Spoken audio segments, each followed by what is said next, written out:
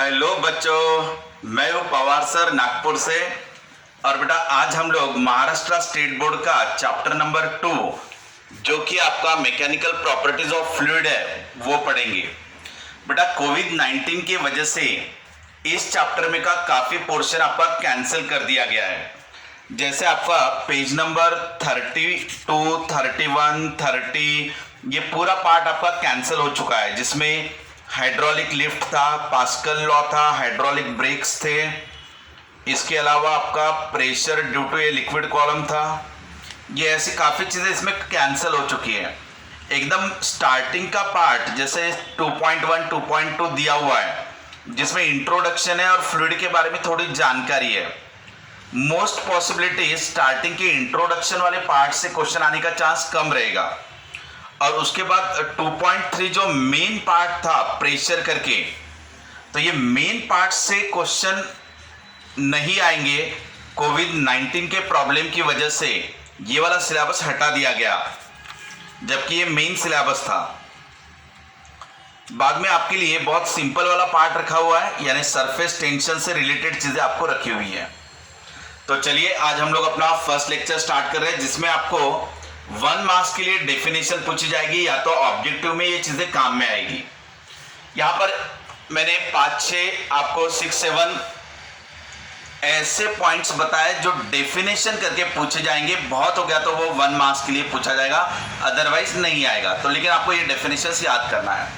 पहला पॉइंट है बेटा इंटरमॉलिक्यूलर फोर्स। एकदम सिंपल चीजें हैं। अगर आप सॉलिड लेते हो तो सॉलिड के मॉलिक्यूल एक दूसरे को अच्छे से पकड़ के रखते हैं। वही अगर आपने लिक्विड के मॉलिक्यूल लिए तो थोड़ा उनमें लूज कांटेक्ट रहता है कंपैरेटिवली। और गैस मॉलिक्यूल के है तो इनके ये एक दूसरे से बहुत ही ज्यादा दूर रहते हैं। तो हम 3 टाइप्स के स्टेट्स लेते हैं, एक सॉलिड, लिक्विड और गैसेस। सॉलिड में मॉलिक्यूल्स एक दूसरे को बहुत टाइटली पकड़ के रखते हैं, वही लिक्विड में थोड़ा हल्के से पकड़ के रखते हैं। और गैसेस का तो इसमें मॉलिक्यूल एक दूसरे से काफी दूर रहते हैं, इनमें कोई भी फोर्स ऑफ अट्रैक्शन नहीं रहता आइडियल कंडीशन में। तो अब हमारा पार्ट कौन सा है? लिक्विड डील करना। तो हमारे चैप्टर का नाम फ्लूइड है, तो हमें खास करके लिक्विड के बारे में ही देखना है। सो लिक्विड के भी मॉलिक्यूल्स एक दूसरे को कुछ पैमाने पे पकड़ के रखते हैं। सो इनके बीच में का जो फोर्स रहता है इसे इंटरमॉलिक्यूलर फोर्स कहते हैं। बेटा नाम से ही एकदम क्लियर है कि इंटर मॉलिक्यूलर फोर्स यानी force between 2 molecules. So water के या लिक्विड के या कोई भी फ्लूइड के 2 मॉलिक्यूल के बीच में जो फोर्स ऑफ अट्रैक्शन रहेगा उसे इंटरमॉलिक्यूलर फोर्स कहते हैं। Right, clear? सो इसका डेफिनेशन आप आसानी से लिख पाओगे। It is the force between the 2 molecules. ठीक है। नाउ अब बेटा फोर्स के 2 टाइप है कि इंटरमॉलिक्यूलर फोर्स जो है वो 2 टाइप के हैं। जैसे आपने ये कंटेनर ले लिया, अब ये कंटेनर में आपने ये फ्लूइड रखा है, लिक्विड रखा है आपका, फॉर एग्जांपल वाटर कंसीडर कर लो। अब बेटा एक liquid molecule second liquid molecule को अपनी तरफ खींचता है। 2 लिक्विड मॉलिक्यूल, वाटर का मॉलिक्यूल वाटर को ही खींच रहा है, यानी force of attraction between the 2 molecules of the same substance. Same substance का मतलब क्या हुआ कि वाटर को ही खींच रहा है, वाटर ग्लास को नहीं खींच रहा, वाटर एयर को नहीं खींच रहा है, वाटर के ही मॉलिक्यूल को खींचेगा। यानी अगर जो लिक्विड है वो लिक्विड के ही मॉलिक्यूल को खींचेगा। तो इसे आप लोग कोहेसिव फोर्स कहते हो। Cohesive force is the force of attraction between 2 molecules of the same substance. ये वाला पॉइंट आप याद रखना। This is the definition for the cohesive force.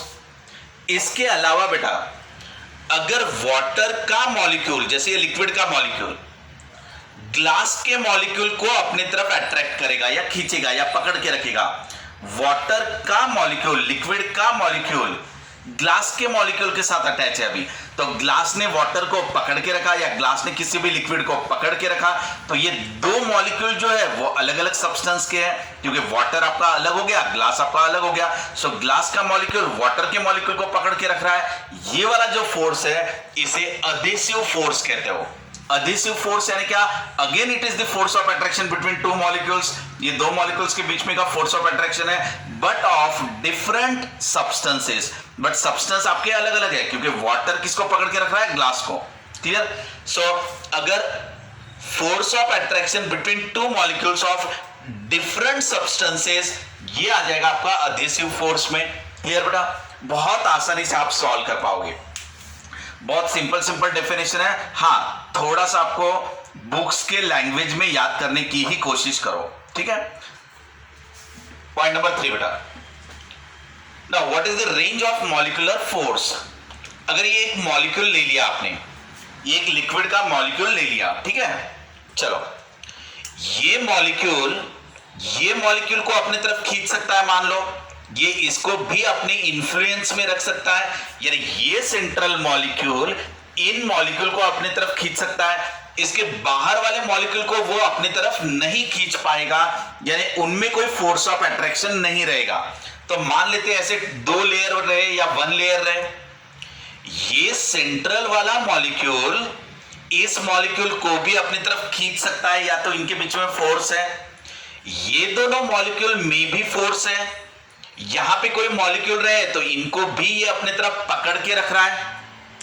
अगर इसका दायरा थोड़ा ज्यादा रहा तो ये इन मॉलिक्यूल को भी अपनी तरफ पकड़ के रखेगा, ये नेक्स्ट लेयर वाले मॉलिक्यूल्स। क्लियर बेटा? सो सेंट्रल मॉलिक्यूल कहां तक के मॉलिक्यूल को अपने तरफ पकड़ के रख सकता है, यानी कहां तक के मॉलिक्यूल्स में उसमें फोर्स ऑफ अट्रैक्शन रह सकता है, वो हो गया आपका रेंज ऑफ मॉलिक्यूलर फोर्स। नाम से ही क्लियर है बेटा, यहां पे हर चीज एकदम क्लियर है नाम से। जैसे रेंज ऑफ मॉलिक्यूलर फोर्स, यानी ये मॉलिक्यूलर का फोर्स कहां तक फैला होगा, कहां तक के मॉलिक्यूल को वो अपने तरफ खींच सकता है। सेंट्रल मॉलिक्यूल का फोर्स कहां तक इफेक्टिव है, वो यहां तक के सभी मॉलिक्यूल को अपने तरफ पकड़ के रख सकता है। समझ में आया बेटा? तो ये हो गया रेंज ऑफ मॉलिक्यूलर फोर्स, यानी इस मॉलिक्यूलर की रेंज कहां तक है फोर्स के मायने में, यानी ये कहां तक के मॉलिक्यूल को फोर्स एक्सर्ट कर सकता है, that is the range of molecular force. तो बेटा रेंज बिकम द रेडियस, यहां पे आपका range become the radius of the sphere of influence. Now what is the sphere of influence? Just concentrate here. What is the sphere of influence? अगर हमने ये कहा कि ये जो सेंट्रल मॉलिक्यूल है वो यहां तक के कोई भी मॉलिक्यूल यहां तक आ जाए, इन सब को वो अपने तरफ अट्रैक्ट कर सकता है, या उनके साथ उनका कुछ ना कुछ कांटेक्ट फोर्स के टर्म में होगा। यहां का कोई भी मॉलिक्यूल ले लो, इन सब को ये अपने तरफ अट्रैक्ट रखेगा। तो ये जो है ये है आपका रेंज ऑफ मॉलिक्यूलर फोर्स। इसके मॉलिक्यूलर फोर्स की रेंज यहां तक फैली हुई है। हाँ, इसके बाहर जाओगे तो वो अट्रैक्ट नहीं करेगा, वो इस मॉलिक्यूल को अट्रैक्ट नहीं करेगा क्योंकि ये बाहर चला गया, वो यहां तक के मॉलिक्यूल को अपने तरफ खींचेगा। समझ में आ रहा है? तो ये हो गया आपका रेंज ऑफ मॉलिक्यूलर फोर्स।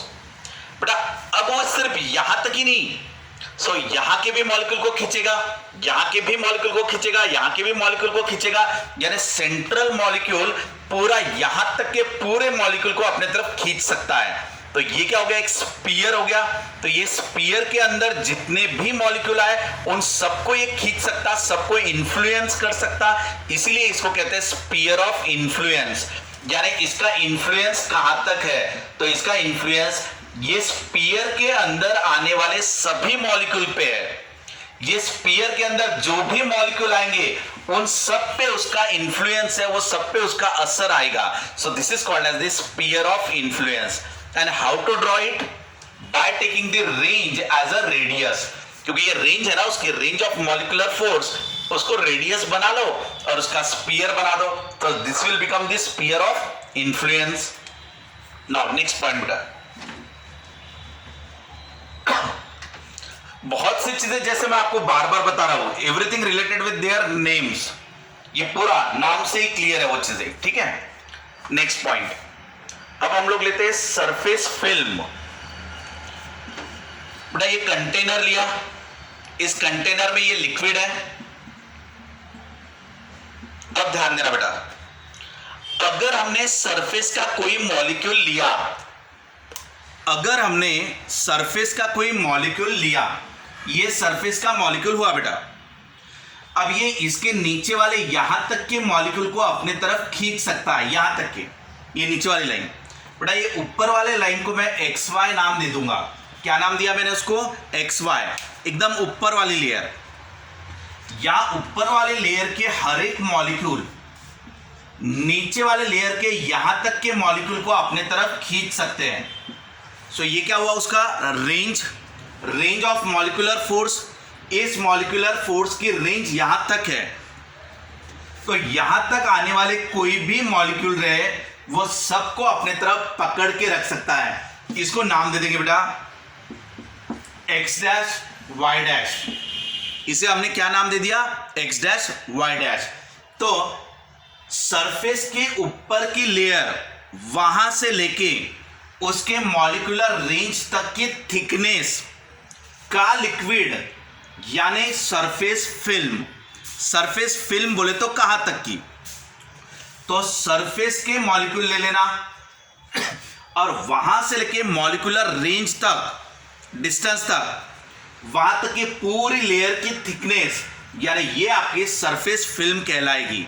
यानी यहां का मॉलिक्यूल इस मॉलिक्यूल से अट्रैक्ट नहीं होगा, इसका इसके ऊपर कोई इंफ्लुएंस नहीं होगा। लेकिन अगर कोई मॉलिक्यूल यहां पर है तो ये इसको इंफ्लुएंस करेगा, ये इसको इंफ्लुएंस करेगा। तो ये हो गया आपका surface film, which is nothing but X Y से लेके एक्स डैश वाई डैश तक। क्लियर बेटा? Now what is the free surface of a liquid? अब फ्री सरफेस ऑफ लिक्विड यानी क्या हुआ? तो बेटा ये जो ऊपर वाला जो एक्स वाई लेयर है, ये एक्स वाई लेयर के ऊपर की तरफ आप देखो तो ऊपर की तरफ क्या है बेटा? एयर। तो वो लिक्विड का फिल्म यानी वो लिक्विड का सरफेस जिसके ऊपर एयर आ चुका है, तो ये हो गया, क्योंकि ऊपर की तरफ कोई ज्यादा फोर्स नहीं रहेगा। अगर आप ये वाला लेते हो तो इसके ऊपर भी लिक्विड है, नीचे भी लिक्विड है, लेकिन ये सबसे ऊपर वाला लिक्विड का लेयर लिया जिसके ऊपर सिर्फ एयर है, यानी वहां का फोर्स ऑफ अट्रैक्शन नहीं के बराबर है, उस लेयर को free surface of a liquid कहा जाता। कि ये वाला जो लिक्विड सरफेस है वो फ्री है। कौन सा वाला? एकदम ऊपर वाला एक्स वाई। क्लियर? क्योंकि इसके ऊपर एयर प्रेजेंट है इसलिए उसको free surface of a liquid कहते हैं। क्लियर है? तो बेटा इंटरमॉलिक्यूलर फोर्स यानी क्या? Force of attraction between two molecules. दो सेम मॉलिक्यूल वाटर के, इनका फोर्स यानी क्या? कोहेसिव। वाटर का ग्लास के मॉलिक्यूल के साथ, वाटर मॉलिक्यूल का ग्लास के मॉलिक्यूल के साथ, दैट इज यानी फोर्स यानी अधेसिव फोर्स। रेंज यानी क्या? ये मॉलिक्यूल कहां तक के मॉलिक्यूल को अपने तरफ खींच सकता है, वो हो गया आपका range of molecular force. What is the sphere of influence? जैसे सेंट्रल मॉलिक्यूल ले लिया, ये यहां तक के स्फीयर में कुछ भी मॉलिक्यूल आने दो, वो सबको अपने तरफ खींचेगा, that will become the sphere of influence. Surface film यानी क्या? तो टॉप सरफेस से मॉलिक्यूलर रेंज लेके जितनी थिकनेस लिक्विड की मिलेगी उसे सरफेस फिल्म कहोगे। और फ्री सरफेस यानी क्या? जिसके ऊपर एयर है, ऊपर वाला फोर्स नहीं के बराबर है, तो ये जो टॉप वाला पार्ट है वो यानी फ्री सरफेस ऑफ लिक्विड। बेटा आज हम लोगों ने जो पढ़ा वो थे आपके डेफिनेशन वाले पॉइंट्स, 1 मार्क्स के पॉइंट। ठीक है, इनको आप अच्छे से प्रिपेयर करना। आपको ये 6-7 डेफिनेशन, 7 डेफिनेशन होगी, ये सब अच्छे से आना चाहिए। इनको आप बहुत सिंपल लैंग्वेज में लिख लेना, किताबों की लैंग्वेज को थोड़ा सा चेक कर लेना। ठीक है, महाराष्ट्र स्टेट बोर्ड में पेज नंबर 34 पे ये सब दिया हुआ है। नेक्स्ट क्लास में हम लोग सरफेस टेंशन और सरफेस एनर्जी, इसका कंसेप्ट पढ़ेंगे।